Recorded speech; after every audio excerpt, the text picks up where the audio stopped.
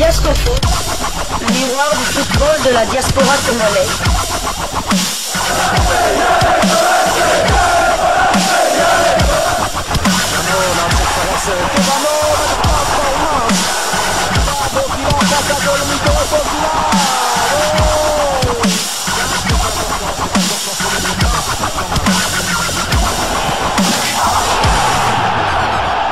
Diasco Foot, le miroir du football de la diaspora congolaise. Vous êtes sur Diasco Foot, le miroir du football de la diaspora congolaise. Diasco Foot vous dit bonjour, tout le plaisir est pour nous de vous retrouver, mais surtout de savoir que vous êtes nombreux en train de suivre votre chaîne YouTube dédiée uniquement aux footballeurs de la diaspora congolaise. C'est l'heure de partager avec vous quelques news que nous avons pu récolter pour vous, des news concernant la tanière des léopards de la République démocratique du Congo, et cela dans le cadre de cette première livraison sportive de ce samedi 22 juin 2024. Bonne nouvelle pour les léopards et Sébastien Desabre avant le tirage au sort de la CAN 2025. Classement FIFA du mois de juin 2024. Voici le top 15 mondial et africain avec une nette progression de nos léopards au monde, mais aussi sur le continent. Hier, jeudi 20 juin 2024, la Fédération internationale de football association FIFA a, comme à son habitude, publié son classement pour le mois de juin 2024. Les léopards de la RDC gagnent 2 places dans le monde et une en Afrique par rapport au dernier classement, en occupant désormais la 61e place au niveau mondial et la 11e sur le plan africain.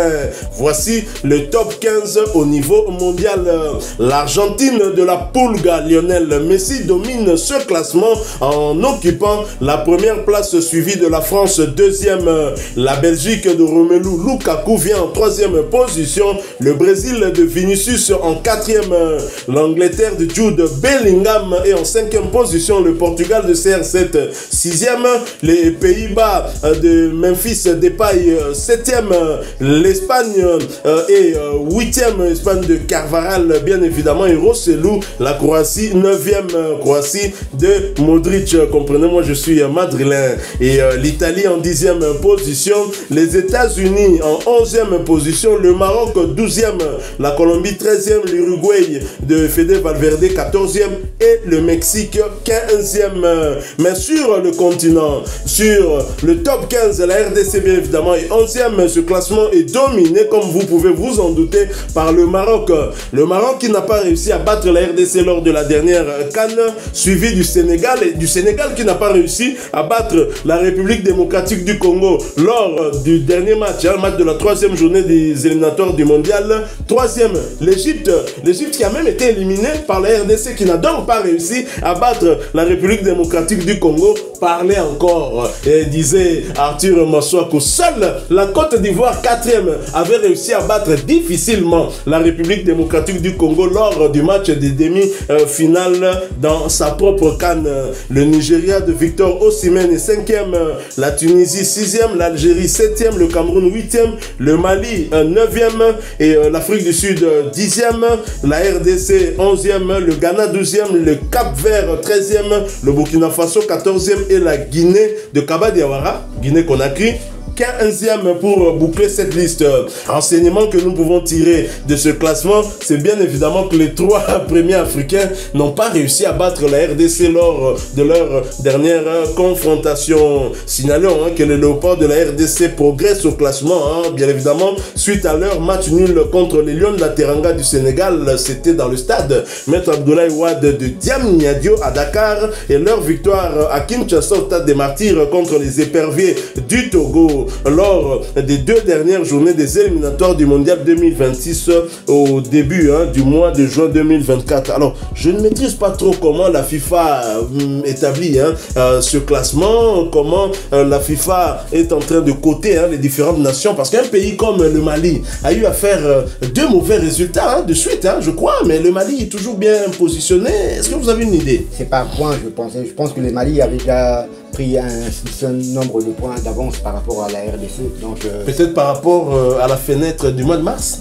Peut-être à la fenêtre du mois de mars. Il faut savoir que chaque point pris par exemple c'est autant de points, une victoire c'est autant de points. Donc c'est pour ça que vous voyez des équipes comme le Maroc ou bien le Sénégal, voire même l'Égypte, aucune de ces trois équipes aucune de ces trois équipes n'a remporté la CAN, mais ils sont devant la Côte d'Ivoire parce que c'est vrai qu'ils n'ont peut-être pas remporté la CAN, la CAN, mais le Maroc avec sa Coupe du Monde et les autres matchs de qualification, ils ont pris tellement de points d'avance que bon, c'était peut-être compliqué pour la Côte d'Ivoire de dépasser. Parce que je sais que la Côte d'Ivoire avant c'était mitigé. Ouais, c'était mitigé, c'était même au 8e ou 10e. Donc et le Ghana était dans les 10 premiers. Maintenant le Ghana est derrière nous. Et la bonne nouvelle est que la RDC s'est confirmée, sera dans le chapeau 1 pour le tirage au sort des éliminatoires de la Coupe de la... Ah oui, parce que par chapeau, c'est 12 nations. C'est 12 nations par le chapeau. Comme on est 11e, d'office, on sera dans le chapeau 1 pour le tirage au sort qui aura lieu du côté de Johannesburg, je pense, le 4 juillet. Le jour de l'indépendance des États-Unis, où se jouera justement la Coupe du Monde 2026, dans 2 autres pays. Alors il y a une progression, c'est vrai que c'est pas une très grande progression, mais une nette progression quand même. Au monde, nous gagnons 2 places.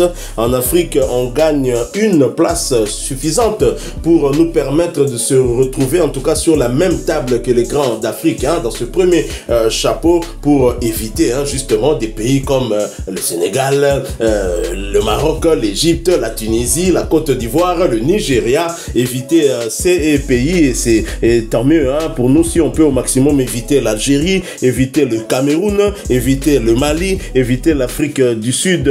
On pourrait par contre tomber sur des pays comme le Cap-Vert, d'autres. Non, le Cap-Vert se retrouve, oui, comme le Cap-Vert, puisque les 12 premiers, c'est se clôture avec le Ghana. Je crois que là vraiment on pourrait se retrouver contre le Burkina Faso. Le Burkina Faso, on n'y arrive pas contre cette équipe là, mais en match amical, heureusement pour nous, parce qu'en match officiel je pense que ça doit être vraiment équilibré. Donc ouais, tout à fait. Donc ce qui est bien, c'est que sur les 8 derniers matchs des Léopards, on a affronté 4 équipes qui sont dans le top 10 africain. Et dans ces 4 équipes, il y a l'Égypte, le Maroc, la Côte d'Ivoire, 3, le Sénégal, 4 et l'Afrique du Sud qui est 10e. 5. Il y a 5 équipes. 5. Attendez. Le Maroc, l'Égypte. Oui, 5 équipes. 5 équipes sur le top 10. Top 10. Les 8 derniers matchs de Léopard. Ouais, l'Afrique du Sud ferme le top 10. Dans les 8 derniers matchs de Léopard. Donc j'ai pris en match officiel. En match officiel, oui, en match officiel. Aucun match. Donc on a perdu seulement lors des 90 minutes contre la Côte d'Ivoire. Et encore que c'était difficile, et sur son terrain. Tout à fait. Donc c'est pas du hasard ce que réalise Sébastien Desabre comme. On peut parler d'un chose. C'est vrai que les pessimistes diront qu'on n'a gagné aussi aucun match de ces 5 derniers matchs, mais. Voilà, le constat est là, le Congo, par rapport à ces nations, on peut dire qu'actuellement nous sommes un petit poussé, ce sont eux les favoris, la preuve, c'est clair, on est 11e. On est 11e, donc c'est eux les favoris, et ils n'ont perdu que contre la Côte d'Ivoire, et aucune de ces équipes n'a réussi à marquer plus de 2 buts, que ce soit à Berthaud ou bien à Lionel Passinzao. Donc c'est vrai, ce n'est plus du hasard. Donc les équipes qui sont dans le top 10 du continent, au classement FIFA, n'ont pas réussi à marquer 2 buts contre la République démocratique du Congo. Barthélemy Okito, le volume est-il bon? Thomas, tu as volume? Toto Kitsalissous. Donc c'est ça, voilà, quand on vient émettre des critiques, souhaiter qu'il y ait un directeur technique, il faut d'abord nous expliquer qu'est-ce qui ne va pas dans l'approche de Sébastien Desabre, dans son management de cette équipe nationale de la RDC. Je ne pense même pas qu'Ibenge voudrait devenir directeur technique parce que celui qui est là est compétent. Sauf que, je dois le reconnaître, on ne lui donne pas des moyens. Mais Médard Loussadissou a suffisamment de compétences pour... Je pense que les meilleures compétences même que Jean-Florent Ibenge, en tout cas en tant que directeur technique, en tant que directeur technique, Médard Loussadissou est vraiment dans son assiette. Laissez Jean-Florent Ibenge Ikwange là où il est. Moi je pense qu'il est en train de progresser et c'est une bonne chose pour nous parce que demain il pourrait pourquoi pas retourner dans la tanière avec toute cette plus-value qu'il aura engrangée, cette expérience qu'il aura eu en tout cas à enquérir, surtout si on l'acceptait dans un autre pays que la RDC comme sélectionneur national. J'espère que cela va lui arriver. parce qu'il le mérite bien. Mais pour l'instant, la tanière n'est pas demandeur, hein, puisque Sébastien Desabre est en train d'abattre un travail de qualité. Nous rappelons encore à qui de droit payer Sébastien Desabre 6 mois naé arrivé Toyoka qui yango na membre de la Fédération Congolaise de Football Association, donc nous ne parlons pas en l'air en la personne de Dodo Lando, le team manager de nos fauves, hein, et donc Bo Futa Noko Seba Mongo Naye Pobiso Peto Monte Mitema Ezala Kimia. Donc voilà, nous clôturons avec cette bonne nouvelle dans la tanière concernant les léopards avant le tirage qui interviendra d'ici 2 semaines, hein, un tirage au sort des éliminatoires de la Coupe d'Afrique des Nations Maroc 2025. Si vous avez aimé ce sujet, laissez-nous un maximum de j'aime. Merci de partager avec nous en commentaire votre point de vue. Abonnez-vous si vous êtes nouveau sur cette chaîne Diascofoot, parce que nous sommes le miroir du football de la diaspora congolaise. Et n'oubliez pas d'activer la petite cloche de notification histoire de ne plus rien manquer des prochains sujets que nous allons partager avec vous. Encore une fois, merci à vous, avec espoir de vous retrouver bientôt dans un autre sujet d'actualité. En attendant, portez-vous bien. Et Diascofoot vous dit au revoir.